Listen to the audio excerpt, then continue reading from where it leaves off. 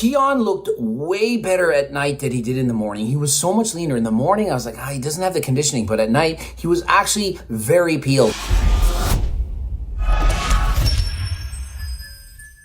Okay, I know no names at all. You guys think I make this shit up. I don't know anyone's name. I don't remember my name about 1% of the time, which is bad. But anyway, I'm going over what I saw at the show. In the 212 class, we had Keone Pearson overtaking Sean Clarida.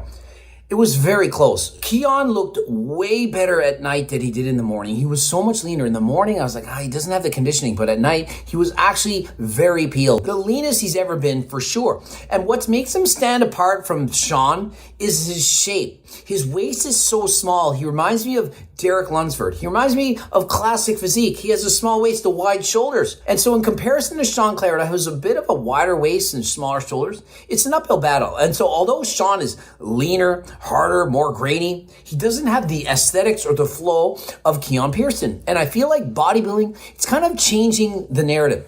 It's trying to make the guys with the more aesthetic look, the smaller waist, getting first place. And so I think what the judges did is they're simply rewarding more the pleasing aesthetic look over just the rock hard, grainy, most musculars, the Branch Warren-esque type of physiques. They're going more for the Chris Bumstead type of physique. And who's the most popular athlete in the world as far as bodybuilding? Chris Bumstead. And so does it not make sense that they're going to reward guys that are more in line with that look? And so Keone did an amazing job. He used to compete in classic physique. He switched over to 212. He has a ton of muscle. He kept the waist small. And so he placed first. I think it was a very close call, perhaps 1 point. I have no idea, but it could have gone either way, and I can see an argument as to why one guy would win over the other. And next, I'm going to classify all women into all women's sports. We had wellness, we had figure, we had fitness, we had physique, we had bodybuilding. To me, they're almost all the same. Wellness, a little bit different. They're not quite as shredded as some of these other classes, and there's more of the lower body development. They have crazy looking bums. It's absolutely fantastic to look at. It's unbelievable. It's hard to believe a bum can look like that. But all the categories have crazy bums.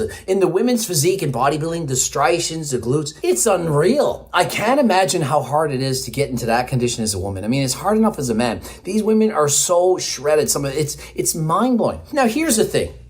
Every class is almost the same. Like figure, physique, bodybuilding, I feel like you could combine these and make two divisions out of it. Some of the girls that are in figure could beat some of the bodybuilders. Some of the bodybuilders could switch. They could move back and forth. I don't think we need 15 different divisions. It feels like there's so many different categories and they're all rewarding essentially big and shredded and whoever's the most aesthetic. Of course it is. And so what is really the difference between women's physique and bodybuilding? Like, really, what is the difference? They're the same. The girls at the top level of women's physique, you don't think if they competed in bodybuilding, they'd also be near the top? I mean, they might not win first, but it would be very close. And the girls in bodybuilding who are winning, you don't think they could just perhaps lose a little bit of muscle, perhaps go a little bit more natty, and they would all of a sudden be in women's physique, and they'd be also at the top. And so I don't think we need 75 different divisions. How many women are actually able to bodybuild? How many women are doing fitness? Fitness contest, great. Jumping around, backflips, gymnastics, yoga, all the split moves, their contortions. It's fantastic. The woman from last year who had won, she got hurt. Her knee popped out. I don't know exactly what happened, but it's so unfortunate. I just can't imagine you're training for a whole year.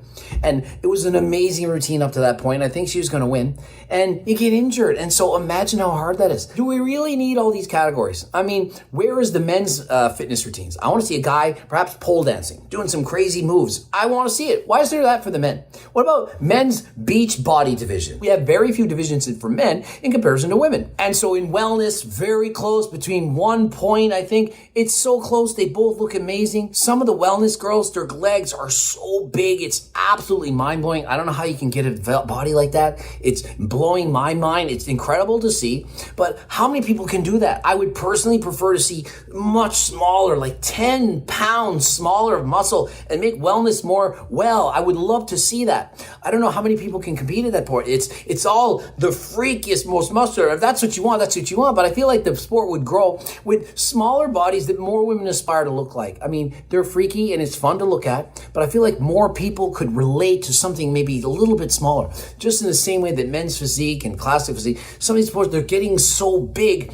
that perhaps if they had a little bit of a lower category, more an entry-level type of physique, that people could aspire to that. I don't know the names of all the people that won. I can't even pretend to tell you that I do. But what I do know is it felt very close between first place and second place in these categories. I can't tell you, I'm sorry, I don't know the names. I just showed up and I'm doing the best I can. Don't remember the names, but what I can tell you is it was very close each category. I was like, I didn't know who was going to win. I said, it could go that way, it could go this way. And so for me, it's very exciting. When you watch a sport, you don't know who's going to win. It's much more interesting. Imagine you're playing the NBA and it's 100-50 at halftime. Is it really funny to watch? But if it's by 2 points in the last minute, it's exciting. And so I felt like with this year's Mr. and Miss Olympia, the whole thing, every category seemed so close. There was no like, oh my goodness, it's so stupid, this person's winning. It was so close. There were so many different categories. And so it made it very exciting to me. I'm sure that the audience is excited. And I'm sure that once we see who's going to win tomorrow at the finals, it's going to be also an exciting show. Now, I can't wait to see Chris Bumstead. I've heard from close sources that he's the leanest he's ever been and even bigger. Can't wait to see what he looks like. That's going down tomorrow at 9:30 a.m. Not sure if they'll be able to edit this by then, but classic physique in the morning. It's going to be exciting to watch. Can't wait to see the rest of it. What I can say is if you've never been to a show in person, it's something you have to just see at least one time. At least one time in your life, go see the Mr. Olympia. You will not believe, I don't know if there were 5,000 fans there. It was so packed. There was so many people.